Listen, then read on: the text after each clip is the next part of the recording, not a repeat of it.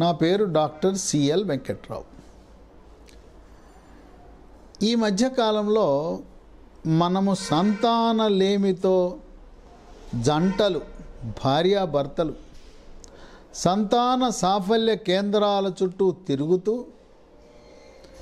పిల్లల కోసం తాపత్రయపడే వాళ్ళ సంఖ్య పెరుగుతూ ఉంది. దాదాపు 10% వివాహితులైన దంపతులకు పిల్లలు పుట్టడంలా. పిల్లలు పుట్టడానికి గల లోపాలు భార్యలో ఉండొచ్చు, భర్తల్లో ఉండొచ్చు.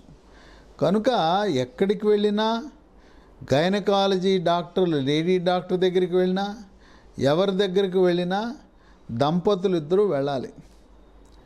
ఈ సంతానలేమికి పురుషులలో కానీ స్త్రీలో కానీ మెడ ముందు భాగాన సీతాకోక చిలుక ఆకారంలో ఉండే థైరాయిడ్ గ్రంథి సరిగా పనిచేయనప్పుడు సంతానలేమి ఉంటుంది. రక్తంలో T3, T4, TSH అనే పరీక్ష చేయటం, TSH పెరిగినా T3, T4 తగ్గినా థైరాయిడ్ గ్రంథి లోపించింది, సరిగా పనిచేయటం లేదని గమనించి థైరాయిడ్ ట్యాబ్లెట్లు ప్రారంభించగానే మళ్ళీ పండంటి బిడ్డ పుడతాడు.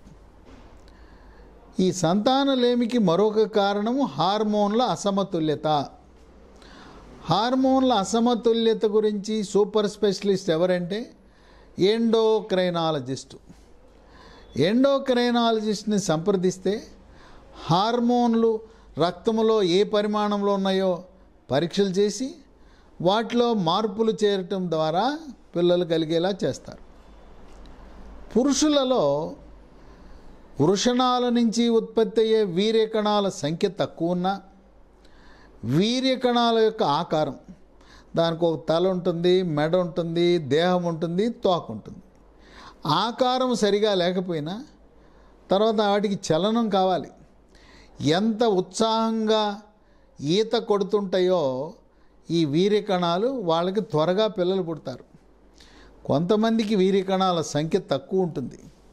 కోట్లలో ఉండవలసిన వీర్యకణాలు లక్షల్లో ఉంటాయి. లక్షల్లో ఉంటే తక్కువ ఉన్నట్టే. 3 కోట్లు, 4 కోట్లు, 5 కోట్లు ఉంటాయి.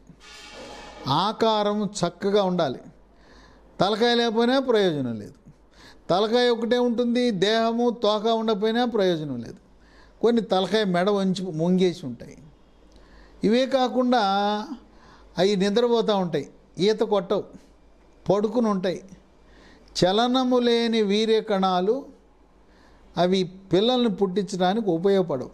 ఎందుకంటే వీర్యము యోనిలోకి వెళ్ళిన తర్వాత యోని నుంచి గర్భాశయ ముఖద్వారము ద్వారా ఈత కొట్టుకుంటూ ముందు యోనిలో ఈత కొట్టాలి. యోనిలో ఈత కొట్టి గర్భాశయ ముఖద్వారం గుండా గర్భాశయంలోకి వెళ్తుంది. గర్భాశయం నుంచి పక్కన ట్యూబ్స్ అని ఉంటాయి. ఆ ట్యూబ్లోకి వెళ్తే అండకోశం నుంచి పీరియడ్ అయిపోయిన తర్వాత 14వ రోజున విడుదలైన అండం ట్యూబ్లోకి వచ్చి ఇవి చాలా ఒక వేల సంఖ్యలో ఈత కొట్టుకుంటూ వెళ్ళి స్వయంవరంలా ఇది అక్కడ ఉండే యువరాణిని వివాహం ఆడటానికి యువరాజులు స్వయంవరానికి వస్తారు. ఆ యువరాణి ఎలా అయితే ఒకరితో వివాహం ఆడుతుందో, ఒకరిని ప్రేమిస్తుందో, అదేవిధంగా వేలాది సంఖ్యలో ఉండే ఈత కొట్టుకుంటూ వెళ్ళిన ఈ వీర్యకణం, ఒక వీర్యకణము అండకోశంలో ప్రవేశించి అది పిండం కింద మారుతుంది. ఈ వీర్యకణాల సంఖ్య చిన్నతనంలో గబత బిళ్ళలు, చెవు ముందు భాగాన లాలాజల గ్రంథి ఉంటుంది, దాన్ని పెరోటిడ్ గ్రంథి అంటారు. 2 ఉంటాయి, కుడిపక్కోటి ఎడంపక్కోటి. ఇవి గవత బిళ్ళలనే వైరస్ మమ్స్ అంటారు వచ్చినప్పుడు పెరుగుతాయి. ఈ గవత బిళ్ళలు వచ్చినప్పుడు పెరోటిడ్ గ్రంథులు పెరగటమే కాకుండా వృషణాలు కుచించుకుపోతాయి. కనుక మీకు చిన్నతనంలో గవత బిళ్ళలు వచ్చుంటే వీర్యకణాల ఉత్పత్తి తక్కువ ఉండే అవకాశం ఉంది. క్రికెట్ ఆడేటప్పుడు గార్డు పెట్టుకోమని చెప్తారు.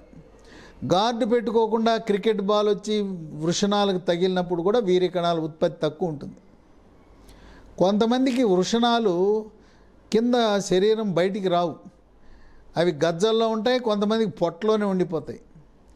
ఆ పొట్ల వండిపోయినా లేదా బీజంలో కిందకి దిగపోయినా వీర్య కణాల ఉత్పత్తి తక్కువ ఉంటుంది. కొంతమంది వృషణము పక్కన ఉబ్బి ఉండి అక్కడుండే సిరలలో కొంచెం సిరలు ఉబ్బటం వల్ల వీర్య కణాల ఉత్పత్తి తగ్గుతుంది. ఆ సిరల ఉబ్బుని వారికోసీల్ అంటారు.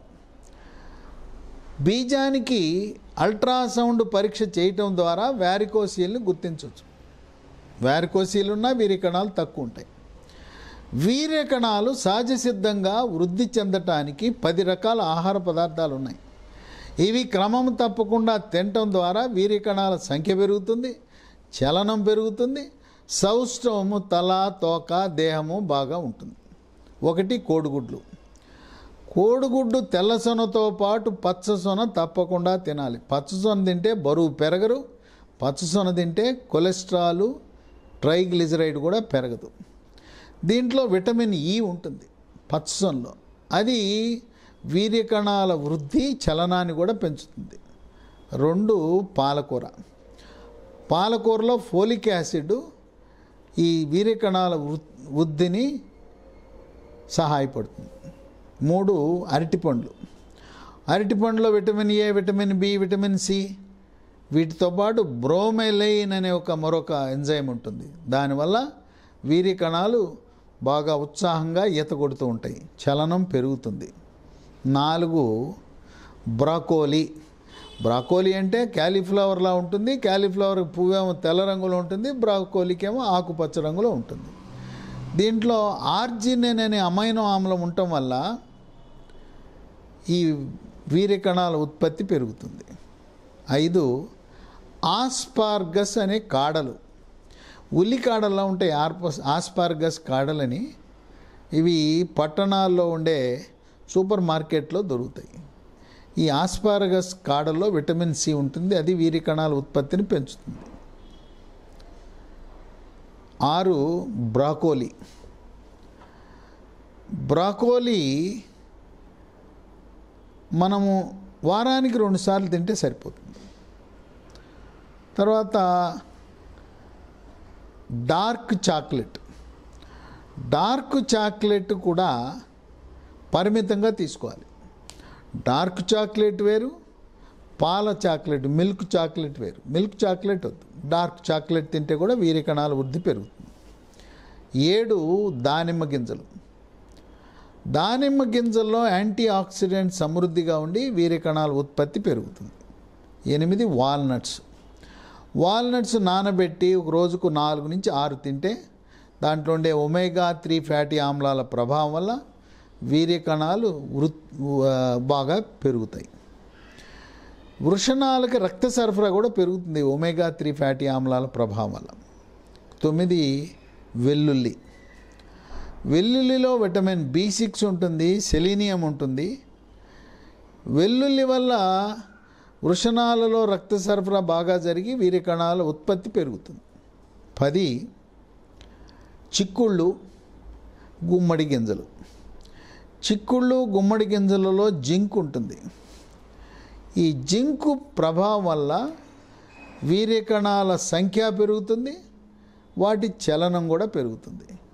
ఈ విధంగా ఈ 10 రకాల ఆహార పదార్థాలు తీసుకోవటం ద్వారా వీర్య కణాల సంఖ్య, చలనము, వాటి యొక్క సౌష్ఠవం కూడా వృద్ధి చెందే అవకాశం ఉండి సంతానలేమిని అధిగమించి పండంటి బిడ్డని మీరు పొందే అవకాశం, దంపతులు పొందే అవకాశం ఎంతైనా ఉంటుంది.